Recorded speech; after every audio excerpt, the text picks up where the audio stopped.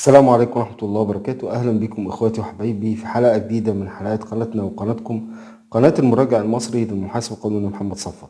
النهاردة إن شاء الله هنستكمل مع بعض الجزئية الخاصة بقانون شرح ضرائب الدخل، وكنا وقفنا عند الفترة اللي فاتت عن المادة رقم 28.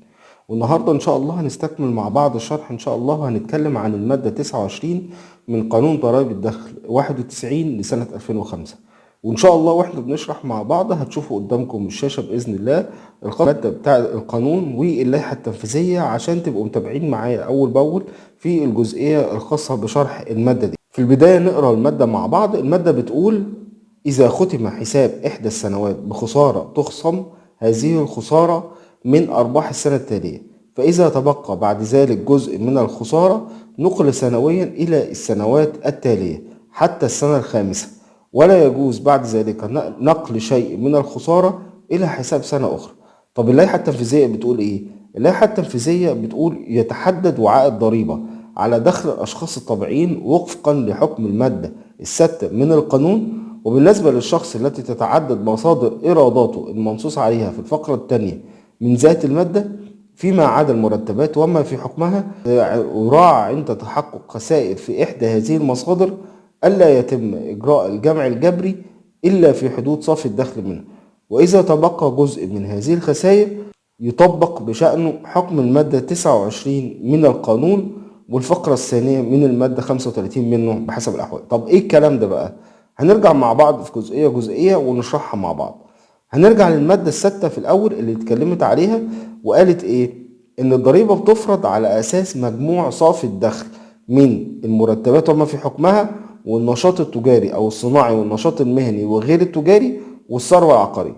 طب سؤال مهم هنا: ازاي نقدر نرحل الخسائر بعد حسابها؟ طيب، اول جزئيه احنا لينا ان احنا نرحل الخسائر لمده حتى السنه الخامسه. يعني ايه الكلام ده؟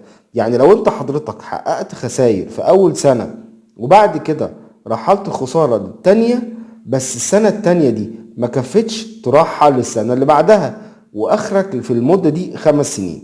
يعني احنا لو بنتكلم في 2020 اخرك 2025، او بمعنى اصح لو انت الحساب بتاع 2020 يبقى اخرك 2024، عشان احنا معانا 5 سنين بس. طيب احنا بال5 سنين احنا بنتكلم عليهم دول ايه هما؟ ان انت مهم جدا ان انت تبقى عارف ان انت معاك 5 سنين بس ترحل الخسائر. يعني ايه الكلام ده؟ يعني انت مثلا لو في سنة 2020 حققت خسائر قدامك 5 سنين عشان ترحل فيهم الخسائر. طيب لو احنا جينا على اكتر من جزئية في الشرح الجزئية ديت، عايزين نفهم بقى الشغل بتاعنا هيبقى ازاي بالنسبة لنشاط التجاري ده. اول حاجة بقى هنيجي بالنسبة لجزئية النشاط التجاري والصناعي، لا يشترط امساك دفاتر منتظمة لترحيل الخسائر. طب لو انا التقديري ممكن لو انت من خلال ان انت تم وضع خسائر من خلال الفحص اللي تم عليك من قبل مأمور الضرائب تقدر ان انت ترحل الخسائر دوت. بس عادة الخسائر عادة ما بيتمش ترحيلها في الشغل التقديري، لان انت لو عندك خسائر يعني نتيجة الواقع العملي الخسائر دي بيبقى صعب جدا ان هي تترحل، لان بيعمل لك نسبة من الارباح، الا لو كان الخسارة فعلا خسارة جوهرية واتكتبت في مذكرة الفحص بتاعتك، واللي على اساسها قدرت ترحل الجزئية ديت. لان عادة لما بنيجي بنفحص في الضرائب عادة بيبقى من الصعوبة جدا ان هو يرحل لك الخسائر، خصوصا في الشغل التقديري. بس قانونا انت من حقك ان انت ترحل الخسائر لو انت حققت الخسائر بتاعتك في الشغل التقديري.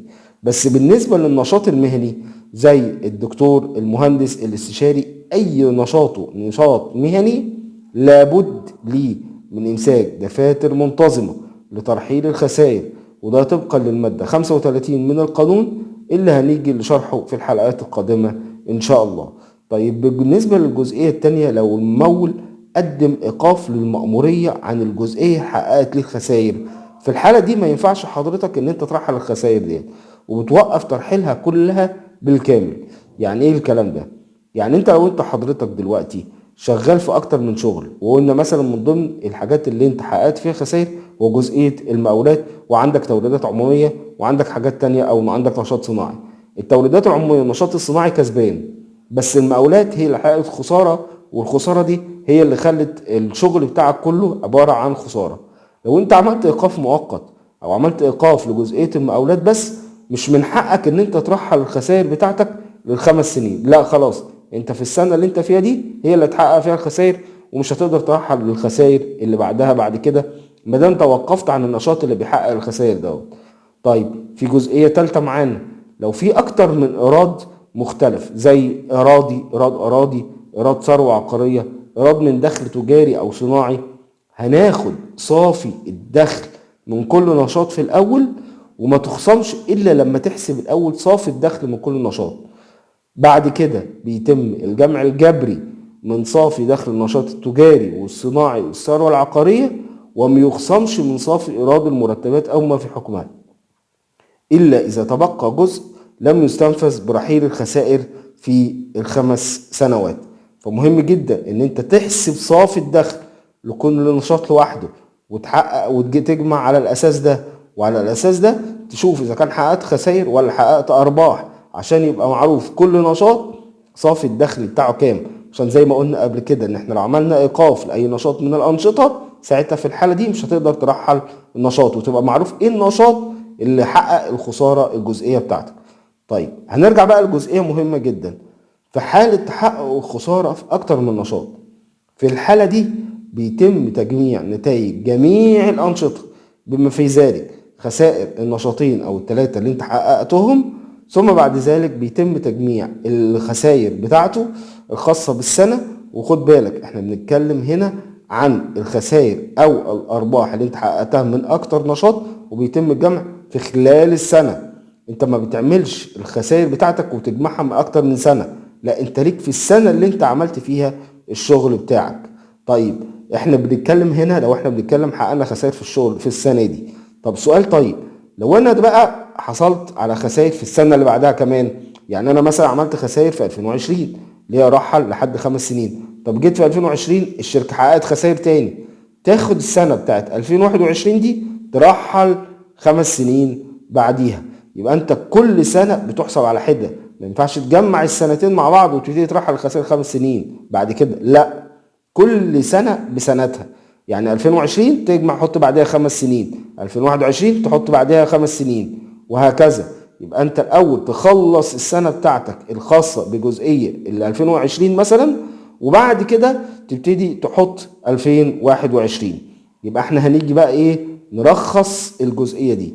اول حاجة ان انت ليك في خلال الشغل بتاعك ان انت لما تيجي حققت خسائر الاول، لو عندك اكتر من نشاط تحسب كل نشاط صافي الدخل بتاعه ايه، وعلى اساسه تشوف ايه النشاط بتاعك اللي محقق خسائر وايه اللي محقق ربح، وبعد كده تجمعهم جمع جبري، وعلى الاساس ده تقدم الاقرار بتاعك. سواء لو عملت خسارة، واحنا بنتكلم هنا على المادة دي، عملت خسارة فالخسارة دي ترحل معاك لمدة 5 سنين.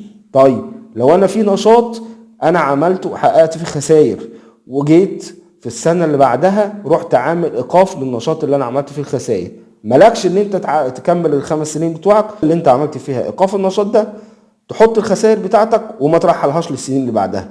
طيب هنيجي لاكتر من جزئية. طب انا دلوقتي لو انا محقق اكتر من خسارة لاكتر من نشاط، كل نشاط زي ما قلنا بيحسب على حدة ويتعرف صافي الدخل بتاعه والخسارة بتاعته قد ايه، وبيتم اجراء الجمع الجبري، وبيتم جمع الخسائر في الاخر. وكل ده بيتم في نفس السنة اللي انت اشتغلت فيها. طيب لو انا حققت في السنة اللي بعدها خسارة، في الحالة دي بتاخد كل سنة لوحدها تحط من بعديها 5 سنوات. اعتقد كده ان شاء الله تكون بالنسبة للمادة شرح المادة دي تكون وصلت لحضراتكم. وان شاء الله لو في اي حاجة تابعونا اول باول باذن الله، وما تنسوناش من لايك والشير وسبسكرايب عشان يوصل الموضوع للجميع ان شاء الله. ولا تنسونا من صالح دعواتكم.